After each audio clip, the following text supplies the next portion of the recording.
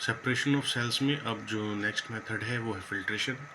Filtration commonly used होने वाला process है। इसको आप हर स्केल पे यूज़ कर सकते हो, स्मॉल स्केल, लार्ज स्केल, और इजीली जो है हम सेपरेट कर सकते हैं सस्पेंडेड पार्टिकल्स को फ्रॉम द लिक्विड। फिल्ट्रेशन में हम जो है पोरस मीडियम या मेम्ब्रेन फिल्टर क्लॉथ्स का इस्तेमाल करते हैं।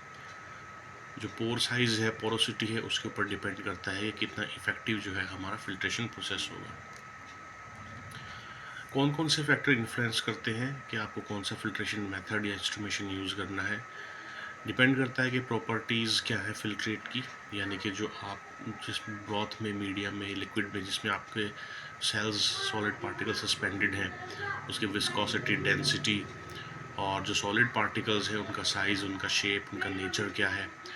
विस्कोसिटी, डेंसिटी ज़्यादा होने पर जो है फिल्ट्रेशन प्रोसेस स्लो हो सकता है। Need of recovery of solid, scale क्या है ऑपरेशन का, क्या लार्ज स्केल पे आप फिल्टर करना चाहते हैं या स्मॉल स्केल पर है, वॉल्यूम्स क्या है आपके। फिल्ट्रेशन की रिक्वायरमेंट्स, बैच या कॉन्टीन्यूस बल्क में करना चाहते हैं या continuous along with the fermentation process भी आप फिल्ट्रेशन कर सकते हो। Need of aseptic filtration, need for pressure और वैक्यूम और adequate rate of flow of liquid.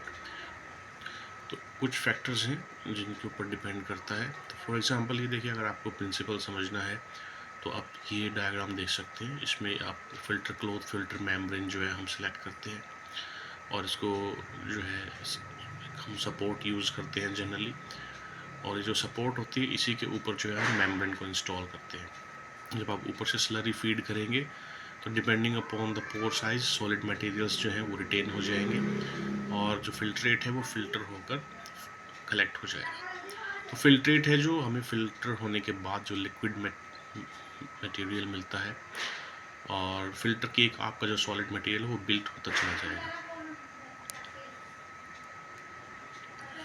तो सिंपल एपरेटस हम चाहिए हमें, जनरली आप कार्ट्रिज बोल लीजिए कि जो है जिसमें आप फिल्टर को इंस्टॉल करते हैं। पोरस मेम्ब्रेन या फिल्टर क्लॉथ आप ले सकते हो। स्लरी को अप्लाई करेंगे फ्रॉम द टॉप, और फिल्ट्रेट पास हो जाएगा थ्रू द मेम्ब्रेन।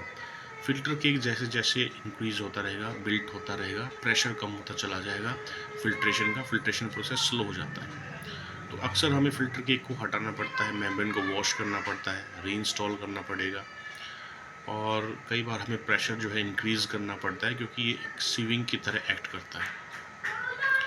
तो इंक्रीज़ अगर आप ज़्यादा प्रेशर में बढ़ाएंगे तो पोर साइज़ डिस्टर्ब हो सकता है, पोर डैमेज हो सकते हैं, और जो मटेरियल्स जो लार्जर हैं वो भी पास हो सकते हैं मेम्ब्रेन के थ्रू।